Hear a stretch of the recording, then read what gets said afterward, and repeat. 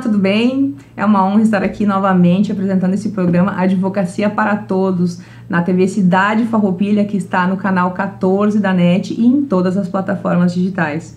Hoje eu tenho a honra de receber no nosso estúdio o delegado de polícia Ederson Billiam, atuante aqui na cidade de Farroupilha. Doutor, agradeço imensamente por ter aceitado o nosso convite e gostaria de dizer que estamos muito felizes com a sua participação aqui, doutor.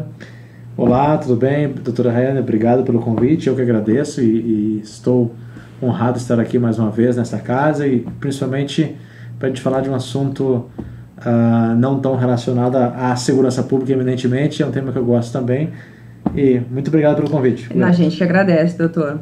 E eu não poderia chamar o doutor aqui senão para falar um pouco da carreira dele, né? Como foi esse ingresso na carreira de delegado? Como é que se deu, doutor, essa sua opção por... hoje eu quero ser delegado, vou estudar para isso. Conta pra gente como é que foi isso aí. Certo. Na verdade, quando eu saí de casa, enfim, eu sou natural de Sobradinho, me criei na roça, enfim, e sempre tive os sonhos de, enfim, ser alguém na vida, né? Fui pro Exército, Santa Maria, depois fui morar em Goiás, trabalhando em uma iniciativa privada, e lá eu pensei, poxa, eu tenho que fazer um curso superior. Eu não sabia o que eu queria até então.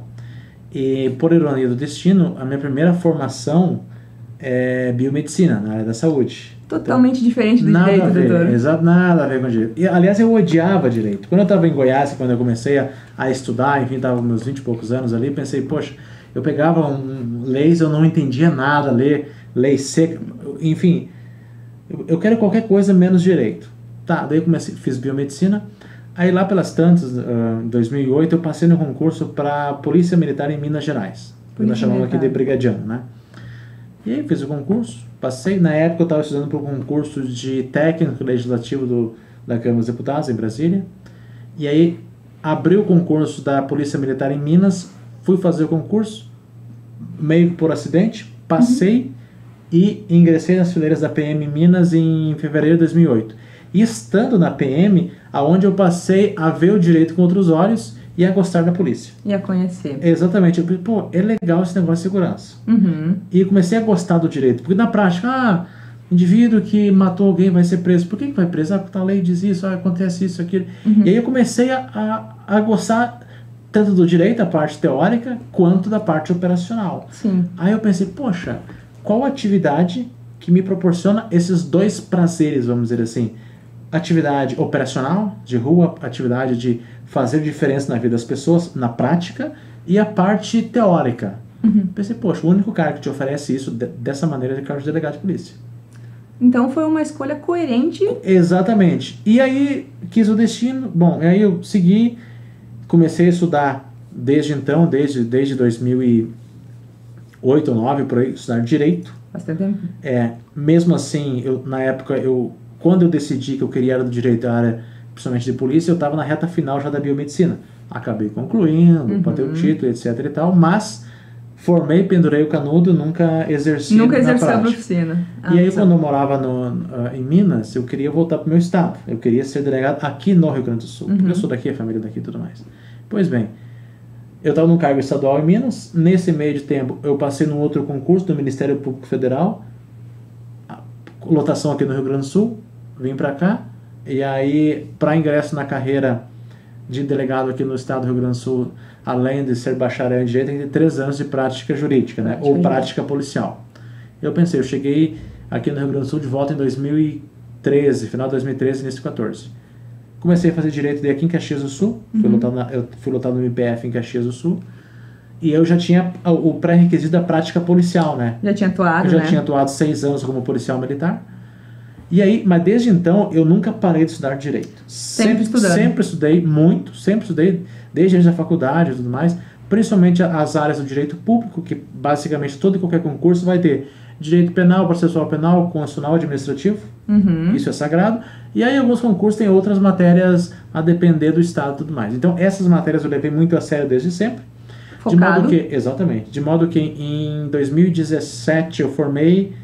A minha graduação em Direito foi no agosto de 2017, e o edital para delegado saiu em dezembro de 2017. Então, quando saiu o edital para delegado, cuja prova foi em maio de 2018, Quando saiu o edital, eu olhei o edital, bom, eu já estudei quase tudo isso aqui. Então, eu só fui revisando. Eu fiquei, então, de dezembro até maio, estudando intensamente, daí, revisando aquilo que eu já, em algum momento da vida, tinha estudado, e com ênfase também, no caso aqui, Rio Grande do Sul, português e tal. E aí, quando foi a prova em 2018, eu acabei, então, passando na primeira fase, depois... Aí foi as outras fases, são 7 fases aqui no estado. Bastante. Foi a primeira fase, depois a segunda fase dissertativa, uma prova bem pesada, difícil. A parte mais difícil foi a segunda fase, a dissertativa. Depois a prova oral. A prova oral também, a prova oral tem um aspecto interessante que ela te pega no psicológico. Então, se não está bem preparado, às vezes sabe o conteúdo, mas não consegue desenvolver a ideia. Esquece, né, doutor? Dá um branco, como diz, né? Exatamente. E aqui eram 30 pontos, 30 tópicos. Bastante coisa. Bastante coisa. Então, estudei bastante. E aí, bom, depois vem as outras fases. Exame físico, exame médico, saúde, tudo enfim. isso. Daí foi na sequência. Então, basicamente, resumidamente, foi por isso. Sabe, doutor, que é bacana escutar. Eu sempre, quando eu trago as pessoas aqui, eu gosto de escutar a história delas, né? E a sua história me chamou a atenção, porque o senhor falou no início, né? Eu morava em Sobradinho e trabalhei na roça, né? E para muitas pessoas que nos assistem hoje, que pensam que o concurso público é inacessível, que é difícil, que tem que parar, sim, muitas vezes é difícil. E tenho certeza que o doutor, ao longo desses anos, fez muitas renúncias para conseguir estudar. Mas penso que com dedicação, com esforço, né, abrindo mão de algumas coisas que muitas vezes a gente tem que abrir, o sucesso é certo, né, doutor? O caminho é um só, né? Talvez o concurso seja a forma mais democrática de alguém conseguir êxito profissional. Por quê? Você depende só de você mesmo e mais ninguém. Para às vezes ser gerente, ser CEO de uma grande empresa, depende, tem que ser amigo do dono, e depende de, daqui a pouco, algumas questões, vamos falar assim, políticas. No concurso, não. Esse é o mérito. O concurso sério é mérito, puro e simplesmente. Então, eu caminhava 8 km para estudar, eu me criei na roça, literalmente. Então, a minha chance de passar é a mesma de quem estudou a vida inteira em colégio particular. Claro que para mim, daqui a pouco, é um pouco mais trabalhoso, porque eu não terei acesso a todo aquele volume de informação que alguma pessoa daqui a pouco mais abastada financeiramente teria, mas a gente vai atrás. Então, assim, o concurso público, ele só tem, na verdade, um adversário, que é você mesmo. Isso, claro, é uma questão que você tem que ter um pouco de uma consciência psicológica disso. E tem que ter noção exatamente disso. E é difícil você ter uma motivação para continuar. Quando eu passei no MPF, eu lembro que eu estava estudando lá em Minas, queria voltar para cá, abriu um concurso interessante, Ministério Público Federal, abriu 5 vagas para o Rio Grande do Sul, 7 mil inscritos para 5 vagas. Nossa, é muito candidato. Poxa, se tu olhar, 7 mil, não vou nem fazer. Mas ele pensa, poxa, eu preciso só de uma vaga. Mas a questão é quantos desses 7 mil estão preparados para esse concurso? Exatamente. Porque assim, tem um jargão dentro do mundo dos concursos que quando abre o edital, as pessoas que vão ser aprovadas já estão prontas. Os demais vão só curiosos. Então, desses 7 mil, daqui a pouco teria o quê? 1.000 que seriam concorrentes, os demais seriam... No máximo 1.000. Seriam, daqui a pouco ali, aventureiros de primeira viagem. E aí eu estava realmente preparado e consegui ficar, nesse caso, entre os 5 primeiros. Na polícia também, para delegado, fiquei bem classificado. Enfim, o concurso e outra. William Douglas é um grande coach, vamos dizer assim, na área de concurso. Ele tem uma frase muito emblemática, né? Concurso não se faz para passar, e sim até passar. E você, quando começa para concurso hoje, seja independente do cargo, fala de delegado, que é onde eu atuo, vai entrar numa grande fila. Sim. Necessariamente. Os mais preparados vão indo e o seu lugar vai se aproximando de chegar lá no dia. Então, assim, não é um espaço para aventureiros. Tem que ter uma preparação necessária. E hoje, se a gente for parar para pensar, 20 anos atrás era muito mais difícil dar para concurso, né? Hoje na internet, ali no celular mesmo, nós conseguimos acessar qualquer tipo de material, ver videoaula, ler PDF, né? Então isso facilitou bastante, né, doutor? Hoje eu vejo que é uma questão de organização e disciplina. Pura e simplesmente. Organização, disciplina e motivação. São os 3 grandes eixos que eu acho. Uma motivação porque tu tem que ter algo que te move subjetivamente para te, enfim, estudar daqui a pouco até madrugada, sábado, domingo. Se não tem uma motivação por trás, e cada um tem a sua motivação. Eu tinha a minha, você tem a sua. A organização necessária, tu tem que ter uma organização, um planejamento, sim, cada um tem o seu. Eu demorei demais, mas eu consegui achar um método que eu acho que para mim fez sentido, mas fiquei muito tempo experimentando diversos métodos, e tem que ter sim uma disciplina que tem que levar muito a sério. Então, basicamente, tendo uma motivação que te faz sair da cadeira, tendo uma organização, um planejamento e uma disciplina, o êxito é questão de tempo, pura e simplesmente. Concordo, doutor. Concordo plenamente. É questão de tempo e dedicação. E hoje em dia, como a doutora bem realçou ali, tudo basicamente se consegue com poucos cliques. Uhum. Não faz tanto tempo assim que eu estudava para concurso. Eu fui aprovado em 2018 e tal. Até 2020 por ali eu estudava ainda para concurso. Há 5 anos atrás não se tinha o que se tem hoje. A quantidade de material. Quanto mais a gente retroagir, pior é material e de qualidade. Claro, tem que tomar cuidado com picaretagem, mas tem muita coisa hoje na internet, gratuitamente, sim, e numa qualidade ímpar, e que faz a pessoa mudar de patamar. Em contrapartida, hoje tem muito mais gatilhos para te perder a atenção do que tinha um tempo atrás. Redes sociais. A rede social, se a pessoa não tem disciplina, não consegue. Não vai conseguir, por mais que tenha uma motivação, por mais que tenha um bom planejamento, se tu não tiver uma disciplina, conseguir desvincular de qualquer armadilha aí da... motivação e foco, né, doutor? Eu penso que é fundamental, né? Necessário. Mas aproveitando o ensejo, né, e já adentrando no conteúdo que eu gostaria muito de falar, conta pra gente, doutor, como é que é hoje um dia típico na vida do delegado de polícia? Pois bem, vou dar o exemplo de hoje. Casualmente, nesse momento, estou aqui fardado de polícia porque, via de regra, eu trabalho, quando eu fico mais no gabinete, roupas civis. Hoje acordei 6 da manhã, tínhamos operação policial, cumpri 6 mandados de busca e apreensão. Então hoje foi um dia que eu tirei para fazer serviço operacional. Acorda de manhã, reúne a equipe, vai cumprir as ordens judiciais, retorna e, ao contrário do que as pessoas imaginam, depois que retorna a operação é que realmente começa o trabalho. Todo aquele trabalho burocrático. Parte burocrática, cartorária e necessária. Então a função do delegado não é só entrar lá, aprender aquela coisa mais romantizada às vezes. A parte interna da delegacia é a parte mais importante. Aí o delegado, isso aqui faz isso, faz aquilo, faz oitivo assim. E aí, claro, eu na condição de delegado, tu gerencia a equipe. Uhum. Talvez um dos grandes desafios da carreira é justamente esse. Não só a parte técnica, obviamente, tem que dominar, é saber gerenciar. Toda uma equipe, né? Toda uma equipe. A equipe tem que funcionar como uma catraca que gira sem ruído. É uma engrenagem. É uma engrenagem que tem que estar alinhada. Exatamente. Então, o dia a dia de um delegado tem que nem... Hoje foi um dia bem operacional, amanhã já não é a mesma coisa, amanhã eu vou chego de manhã na delegacia, vou despachar as ocorrências do dia anterior, o que aconteceu hoje? Hoje é 20 ocorrências. Bom, dessas 20 ocorrências, o que a gente é caso de investigar? É caso de... Não tem fundamento para investigação, e aí vai muito do conhecimento jurídico. Esse caso aqui tem elementos para instaurar inquérito, esse aqui não tem, esse aqui tem que instaurar, tem que fazer isso, aquilo. E aí cada uma das investigações eu instauro e passo para a equipe. Esse aqui faz isso, aquilo, outro. Esse aqui, aquilo, outro.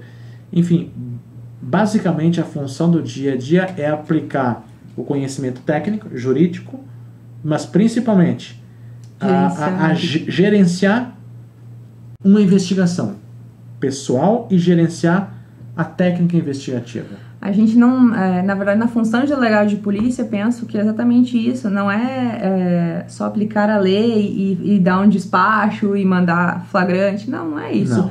Não. Vai muito mais além, né? Gerenciar uma equipe, e isso vai muito também da aptidão do profissional, sim, do delegado. Talvez seja muito mais difícil do que aplicar a lei, né, doutor? Não tenha dúvida que o principal desafio da carreira não é investigar, não é a parte jurídica, é gerenciamento de recursos humanos e recursos materiais. Então, você fazer muito com pouco. Sim. Exatamente.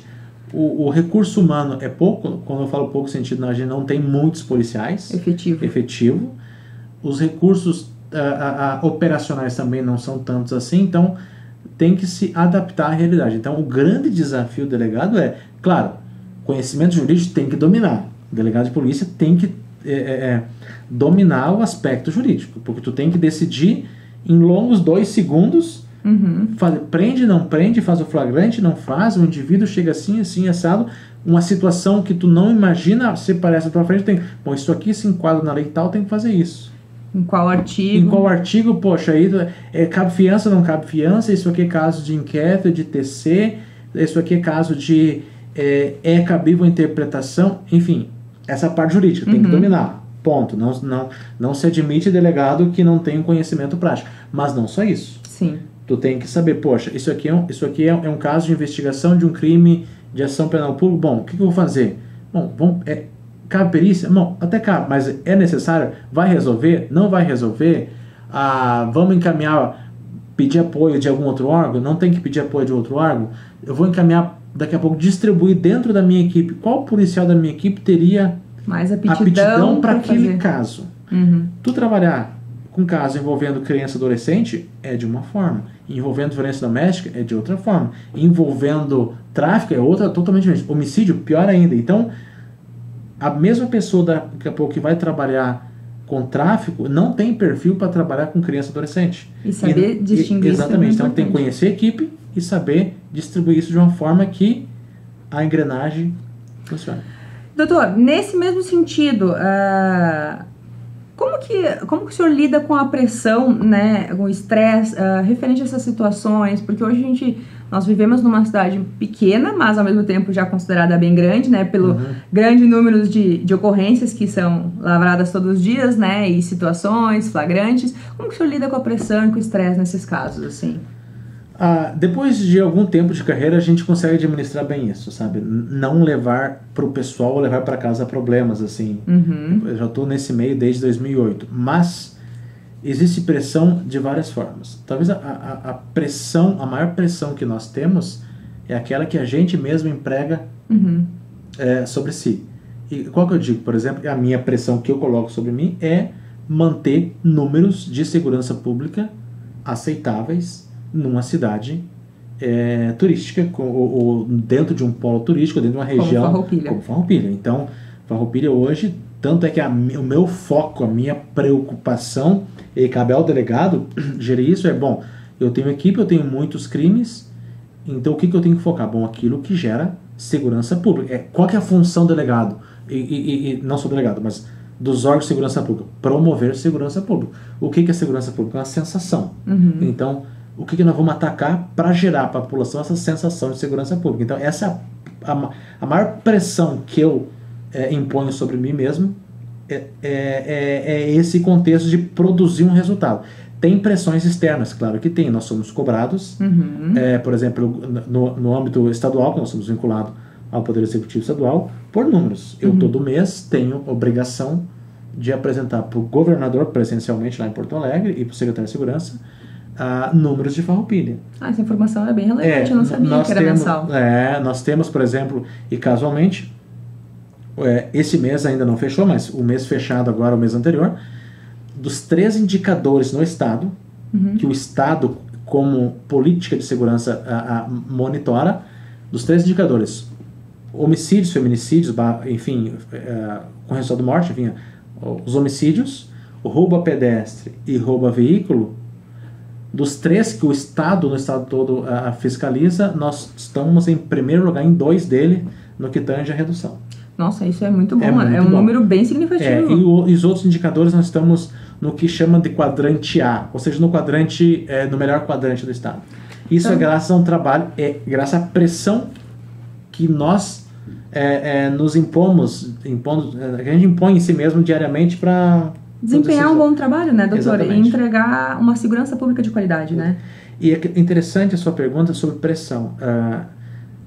O delegado de polícia, assim como outros atores do meio jurídico, juiz, promotor, etc., a gente tem uma por lei, isso, eu não vou dizer, não é o termo independência funcional, mas tem uma autonomia funcional para decidir o caso conforme a sua convicção jurídica. Então, eu nunca recebi uma ligação de ninguém dizendo assim, tal inquérito, faz isso, faz aquilo, aquele outro. A gente tem, o senhor conduz de forma autônoma. Claro, eu sou obrigado a dar, dar uma satisfação disso para o Ministério Público, Poder Judiciário internamente. Agora, externamente, a gente não recebe uma pressão, tal inquérito faz isso, tal inquérito faz aquilo. A gente não tem ingerência externa. Uma influência. Até em respeito à imparcialidade, até em respeito à nossa autonomia funcional. É assim também com o Ministério Público, é assim também com o Poder Judiciário.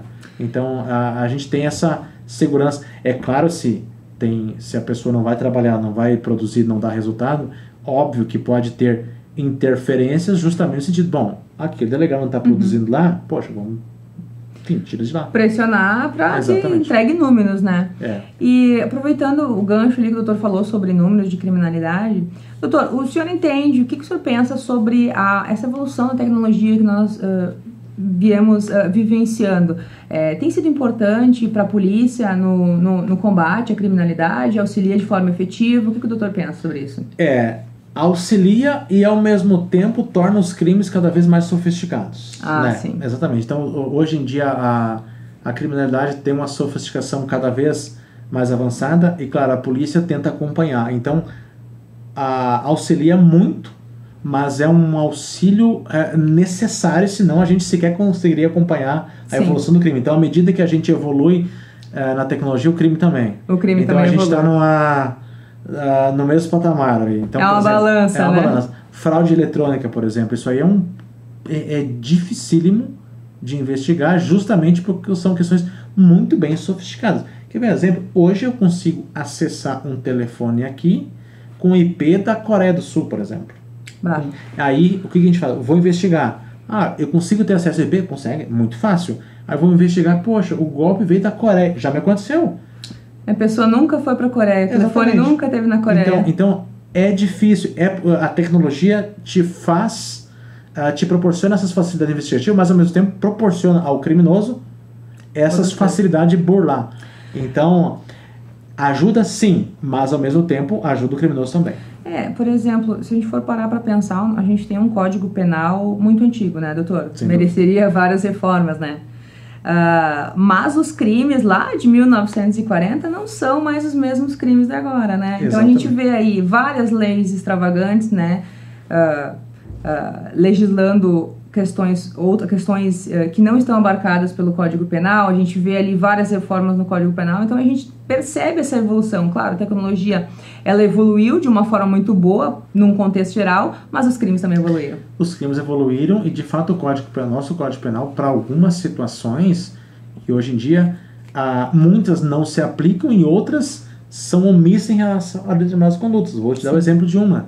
Por exemplo, a gente não tem no nosso ordenamento a tipificação de corrupção privada, por exemplo. O que é corrupção privada para o nosso telespectador? O síndico que desvia dinheiros do condomínio, por exemplo. Se for serviço público, estamos diante de um caso de peculato, de corrupção, ponto.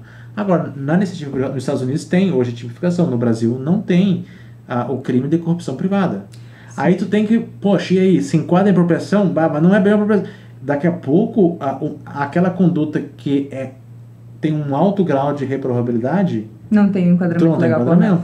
E no direito penal, dada uma série de princípios, ou está na lei taxativamente, ou aquela conduta não é crime. Sim. Exatamente. Então, e muitas pessoas se safam por causa disso. Exatamente. Tem muitas brechas, enfim.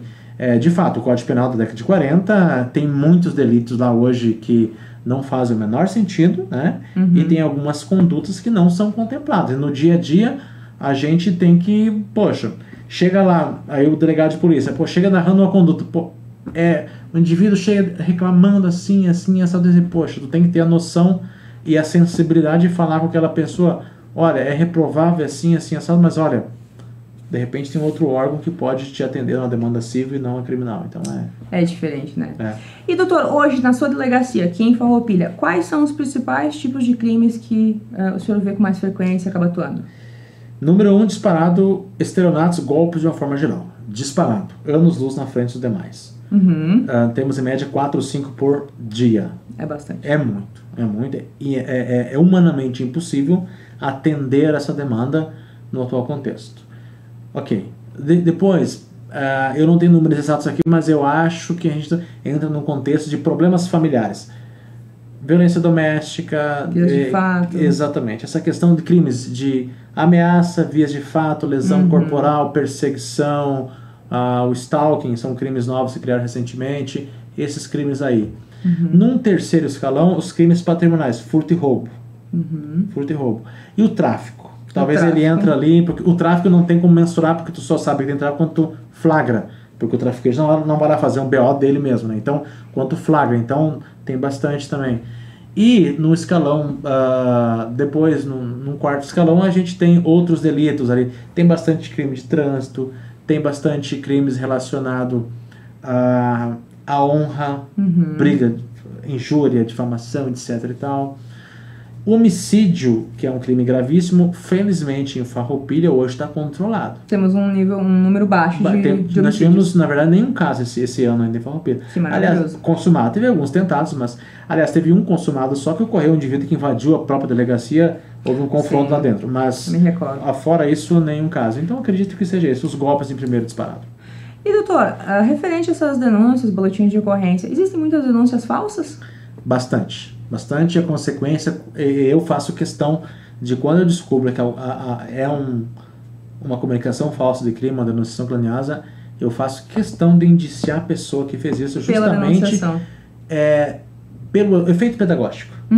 Para não fazer move a máquina pública por um fato que sabe que não existiu, às vezes a pretexto fazer uma vingança barata. Isso é inadmissível, e se acontecer, se a gente descobrir a pessoa que moveu o Estado a pretexto de um motivo qualquer, uma fantasia, vai ser responsabilizado, não tenha dúvida. Entendo. E, doutor, deixa eu lhe perguntar, referente entrando já no mérito, que eu tenho certeza que os nossos telespectadores vão querer saber um pouco mais desse assunto, conta pra gente como é que funciona um interrogatório policial na delegacia de polícia. Maravilha. O interrogatório policial, na delegacia, via de regra, até para deixar para o nosso telespectador aí, diferentemente do Poder Judiciário, onde o interrogatório atualmente ele é todo gravado, necessariamente com a presença do advogado, obrigatoriamente, na delegacia tem-se que é uma questão técnica, né? O inquérito policial ele tem um contraditório diferido, ou seja, o contraditório pode ser feito depois. Às vezes só o réu pode ser ouvido, sem problema algum. E como que é feito? Não tem nada de cinematográfico. Chama a pessoa, expõe o fato, tu está respondendo por isso, por aquele outro. O que tu tem a falar? Ele, não, eu quero ficar em silêncio. No interrogatório, o investigado pode ficar em silêncio. Aliás, é dever nosso orientá-lo sobre isso. E é feito com muita clara evidência isso. É muito comum ficar em silêncio. Não, eu quero falar, eu quero expor isso, aquilo. Não é o fato de ir para a delegacia fazer um interrogatório que vai ficar preso. Às vezes, não vou à delegacia, vou ser preso. Não.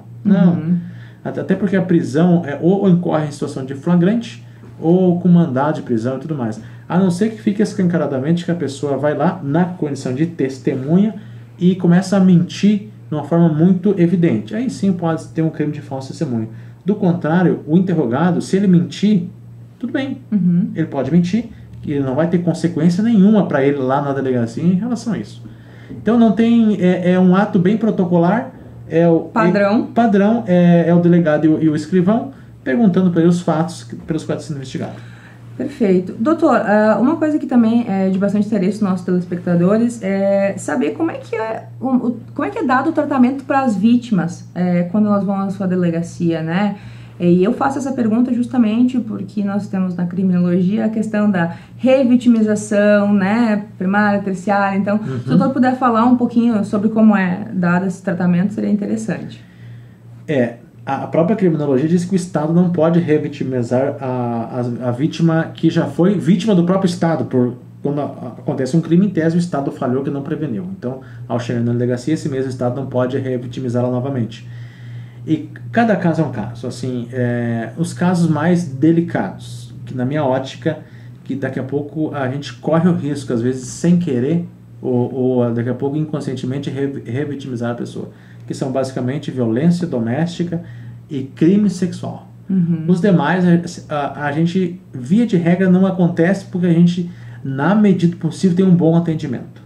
Vocês também têm uma sala, né? Que se Isso, chama Sala das Margaridas. Exatamente. Né, então, nesses temas, quando tem vítima de violência sexual, criança e adolescente, e vítima de violência doméstica, a gente procura fazer um atendimento um pouco diferenciado. Levamos para uma sala separada, se é violência doméstica, Sala das Margaridas, a gente tem uma conversa num ambiente diferente. Se é uma vítima, por exemplo, de crime sexual, a gente leva, se é mulher, a gente leva para uma sala só com a mulher, tira todo mundo da sala, não fica, às vezes nem eu fico. Respeitando a privacidade, exatamente, né? Fala uma vez só, pega o depoimento. E se a criança, normalmente criança adolescente tem uma forma específica, um rito na lei, é uma tomada de depoimento especial, que é uma questão bem técnica, talvez não seja o caso de abordar aqui, mas é feito por pessoas especializadas.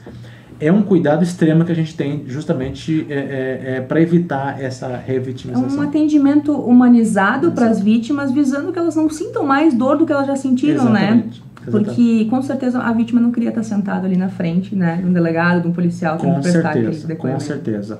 E, claro, tem vítimas e vítimas, né? Mas esses crimes que eu mencionei são os mais delicados, porque daqui a pouco a revitimização pode causar um trauma tão grande ou maior do que o próprio crime. Sim, sim, concordo. Doutor, já estamos nos encaminhando para o final e vou fazer uma última pergunta que eu acho bem relevante aqui. Doutor, como que o senhor entende a importância da relação da polícia com a comunidade no combate à criminalidade? Fundamental, até porque a comunidade é destinatária do nosso trabalho. Como eu falei, segurança pública é uma sensação. A gente trabalha para quem? Para a comunidade. Então, esse feedback que a gente recebe, poxa, eu estou andando na rua de noite, eu me sinto seguro ou não? Como que eu poderia melhorar em relação a isso? Como que eu sei? Através do feedback da comunidade. Então, a comunidade, em geral, ela não é só o destinatário do nosso produto segurança pública, como é a nossa fonte de informação. Uma colaboradora direta. Direta. Então, a gente, na Polícia Civil, nós trabalhamos com informação. Informação. Tudo é pautado em informação. Uma investigação é informação. Tudo é pautado em informação. E boa parte dessa informação, ela advém da comunidade. Então, se a comunidade é colaborativa, a recíproca também é. Por quê? Se nos traz a informação, é nossa obrigação trabalhar essa informação e promover e combater, se for o caso, aqueles fatos que vêm da comunidade. A gente entrega, combate o crime, e isso vai formando um ciclo vicioso do bom sentido. Do bem? Do bem, exatamente. Então, é fundamental, crucial, e a gente implora sempre para que toda e qualquer informação ela é importante. Não quer dizer que toda informação ela é um crime que vai ser... Não, cada caso é um caso. Tem várias informações, mas chegando até nós a gente filtra e dá seguimento àquilo que realmente é relacionado à segurança. E penso, doutor, que essa colaboração entre comunidade e polícia tem se mostrado efetiva, né? E isso fica claro com os números que o doutor apresentou, né? Baixo índice de criminalidade, né? Boa colocação de Farroupilha ali nos números do governo. Tá muito claro, né, doutor? Farroupilha, hoje a gente tem uma interação muito bacana com a comunidade. O ciclo de segurança pública funciona muito bem aqui, com a comunidade, com os outros órgãos, notadamente a Brigada Militar. A gente tem uma sintonia muito fina, e isso levando para formar o ciclo que envolve a segurança pública e o sistema de justiça. Com o Ministério Público, Poder Judiciário, a gente fala a mesma língua. Cada um dentro da sua função, respeitando a autonomia de cada um, mas todo mundo sincronizado em prol de um bem comum. Esse é o grande segredo de promover a segurança pública e, consequentemente, a paz social, né? Uma sociedade, né, mais justa, segura, igualitária. Exatamente. Né? E tem a pirâmide Glasgow, que é um administrador que criou uma vez as necessidades humanas. A necessidade primária, que é respirar, se alimentar, enfim, sobreviver. A segunda necessidade humana é a segurança. Não adianta você ter dinheiro, ter propriedade, ter patrimônio se não tem segurança. É uma das bases, né? É a base. Então, se nós tivermos segurança, a gente tem uma qualidade de vida melhor. Sim. Então, por isso que é importante a comunidade nos colaborar, e esse sistema é retroalimentado e as coisas funcionam. Doutor, queria te agradecer pela sua disponibilidade em vir até o nosso programa. As portas estão sempre abertas para o senhor. E gostaria de agradecer também o senhor compartilhar todo esse conhecimento, essa vivência. É bacana a gente poder trazer uma autoridade como o senhor aqui, para que a população possa ver que o doutor é uma pessoa acessível, que a polícia está à disposição de todo mundo e que denúncias verdadeiras são sempre bem-vindas, serão averiguadas, né, doutor? Porque, como a gente falou, esse é o ciclo. Doutor, te agradeço imensamente e as portas estão sempre abertas para o doutor. Obrigado, doutora Rayana. Obrigado a todos vocês que estão nos assistindo e a delegacia, da mesma forma, está com as portas abertas. Qualquer demanda, qualquer dúvida, nos procurem. Estamos sempre à disposição. Muito obrigado. Obrigada, pessoal. Deixo aqui, então. Sigam a gente no YouTube. Estamos no canal 14 da NET e em todas as plataformas digitais. Tchau, tchau!